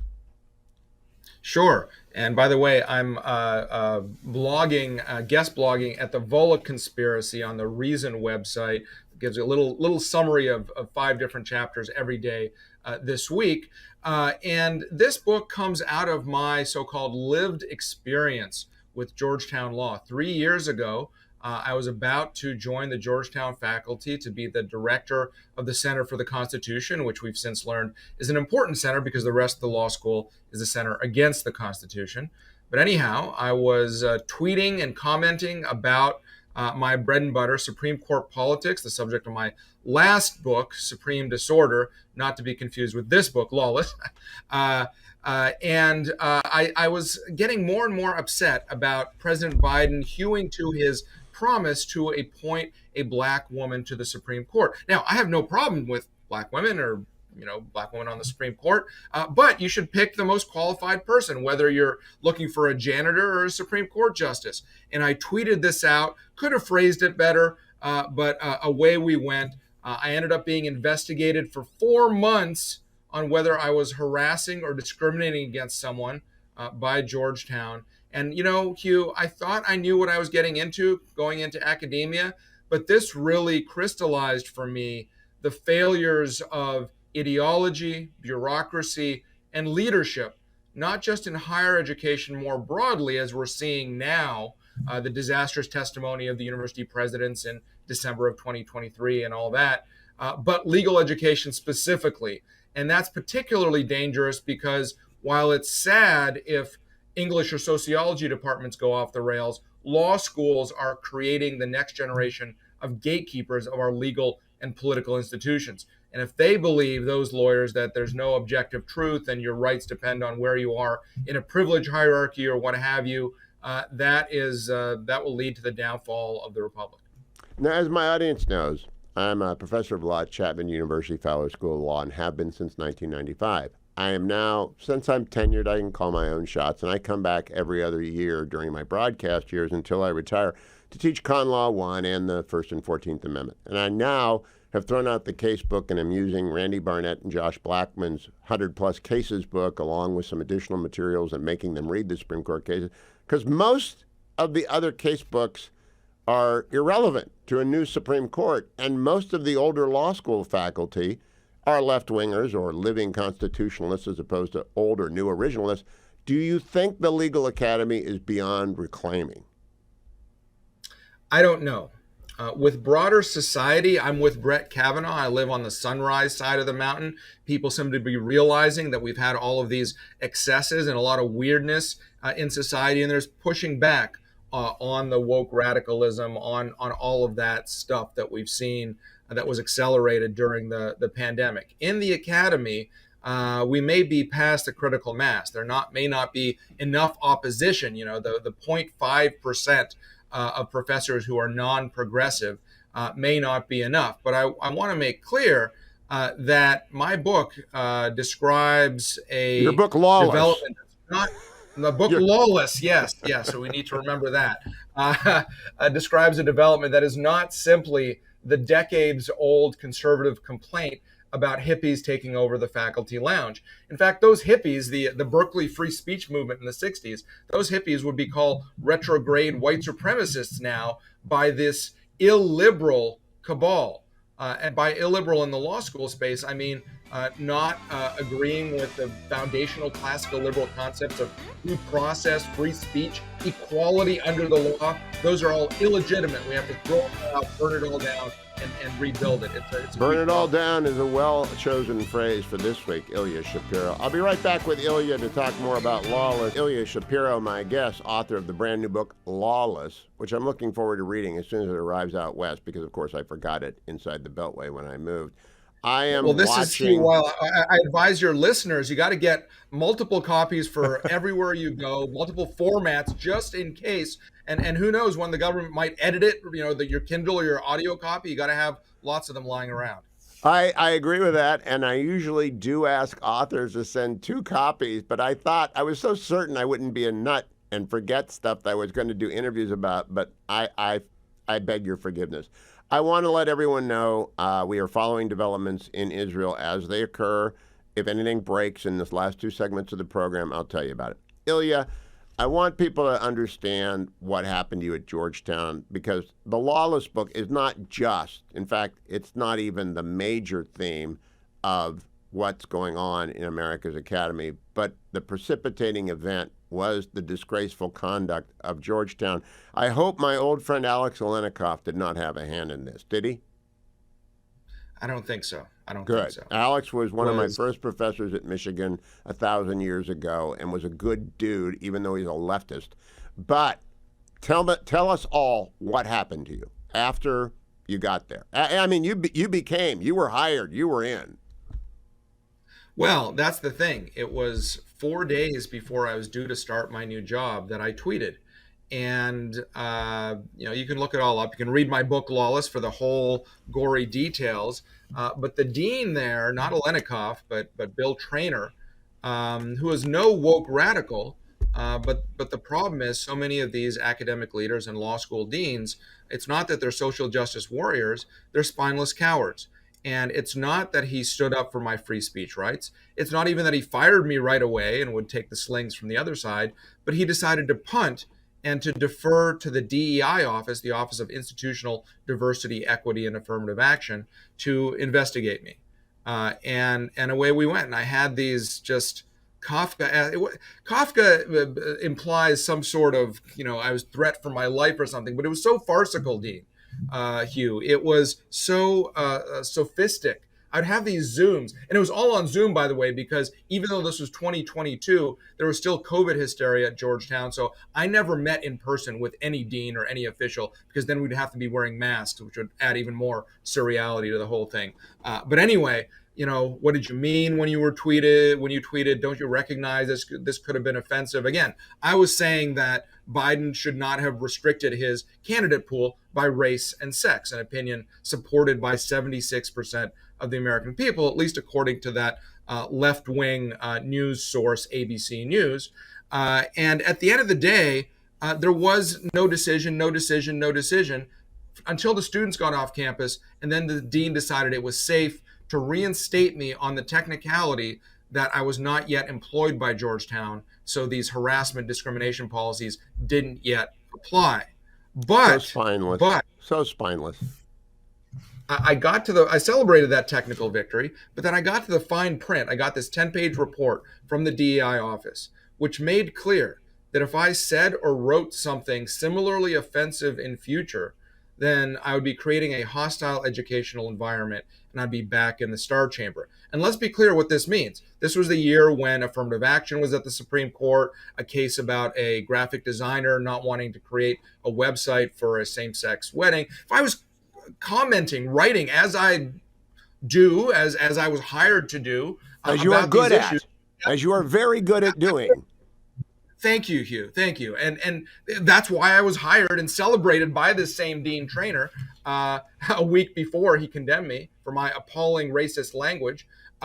Anyway, if I was saying the same normal commentary, that would have offended someone, and away we went. That's why I finally realized in that last weekend, after I was technically reinstated, in talking with my lawyer, with Randy Barnett, the author of your casebook, who was my boss, the founding director of the center, and my wife, who's a better lawyer than any of us, that I had to resign. This was untenable. I could not do the job I was hired to do. And so, as one does, I published my resignation letter in the Wall Street Journal and announced my move to the Manhattan Institute on Tucker Carlson's show on Fox News. And ever since, 2.5 years now I've been using this platform I've been given to shine a light on the rot in academia, and especially legal education. Ilya, you and Christopher Rufo have done more than any other two people to expose the DEI racket, and the racket is falling apart. In fact, the racket, you might have been the tipping point. Your gauntlet might have been the tipping point for the stripping away of anybody's illusions about what DEI tyrants are doing. Now, they're not terrorists, they're tyrants. And the DEI is being outlawed in places like Iowa and all of its state university system. It's all unconstitutional, in my view, from start to finish. And I'm unafraid to say that, but I'm also tenured. Do you agree with me that that was the beginning of the end of the DEI industry? I think I might have been the tipping point for cancel culture, where every little slight got people, fired, and something out of the Chinese Cultural Revolution denounced all these things. With DEI more broadly, the jury is still out, and especially in academia, including in law schools. These places are being dragged kicking and screaming, certainly in public institutions in red states, where state legislatures, or I just saw the governor of West Virginia, Pat Morrisey, had an executive order getting rid of DEI for public policy purposes. That's great if your state constitution allows the governor to do that without even the state legislature being involved. But in a lot of these places, and a lot of these so-called elite schools, your Yales, your Stanfords, they're private. And so there have to be other kinds of external, what economists call exogenous shocks. So whether that's federal investigations from the incoming Trump administration's Office of Civil Rights at the Department of Education, whether that's Congress having more and more hearings. The last Congress was very good on civil rights, anti-Semitism, free speech, all of these different kinds of issues, whether it's employers and donors, which we've seen since October 7th. It's just remarkable that the heart of anti-Semitism in this country is in its most so-called progressive, educated places. Bill Ackman, billionaire donor to Harvard and a supporter of the Manhattan Institute. I've never met him personally, but thanks to him for that. He wrote a very important essay the same day that Claudine Gay resigned the Harvard presidency January last year, talking about how anti-Semitism reveals always the underlying rot. It's canary in the coal mine. I will be right back for one more quick segment with Ilya Shapiro. During the break, go order Lawless from Amazon.com. It's pretty easy. The last name is Shapiro. The first name is Ilya, I-L-Y-A. And the book is Lawless. I'm with Ilya Shapiro. I'm Hugh Hewitt. I'm with Ilya Shapiro, who is in Manhattan at the Manhattan Institute, where he is the director of constitutional study. He's the author of the brand new book, Lawless, which is a lot more than simply the awful tale of what happened to Ilya. I want to conclude this way, Ilya, and it's a 4-minute segment. Do you regret not being at Georgetown? Do you wish you were there? And second part of that is, because not being at Georgetown means they don't have a great professor, and all they've got is the Federalist Society, I think. I don't know if they have any other new originalists. What do you regret not being there? I don't know, Hugh. Whenever I've found in my career, whenever I've tried to plan things, transitions, new jobs, whatever, it hasn't necessarily turned out the way I expected. Man plans, God laughs. So serendipity has been the name of the game for me professionally and personally in general, just being able to identify opportunities and seize them. And so I've been given an opportunity to have a heightened platform. At Georgetown, I regret not being able to teach classes. Part of the reason why I left Cato, where I had spent nearly 15 years, the Cato Institute, libertarian think tank, part of the reason why I took the Georgetown job was to have an impact on the climate of ideas in a different way, to teach, to have on my Chiron to say Georgetown University rather than a think tank, which means something different. So I didn't get a chance to do that, which is unfortunate. But this book came out of what happened, and I never intended to be a poster boy for cancel culture or DEI fights or what have you, but it's given me the opportunity to fight for what I believe, these classical liberal values of open inquiry and free speech and equal protection and limited government. I mean, all of these different things that my values have not changed. My career has simply been pushed in a different direction. So my life would be different, but this is the way that God pushed me into, I guess, and I'm happy to run with it. I really hope everyone who's listening gets Lawless to send a message, if nothing else. You get smarter about DEI. You'll learn what happens in the academy these days, especially the legal academy. But we'll also, if it shoots up the Amazon rankings, as Christopher Rufo's book did, Manhattan Institute is really quite an amazing engine of change. Last minute, Ilya, how is the book doing, Lawless? Has it started off well? So far, so good. So it just released yesterday as we're recording this, and it's number one in several Amazon categories. I think it's in the top 2,000 overall, and with this appearance, Hugh, I'm sure we can only go higher. I hope so. Ilya, thank you so much for joining me. The book is Lawless. I tell everyone out there, keep your eye on Times of Israel. It looks like it's going to happen. First release tomorrow. We will have details when I return tomorrow. Looks like we've made it through the red flag event without a terrible incident, but there's lots of accountability to come.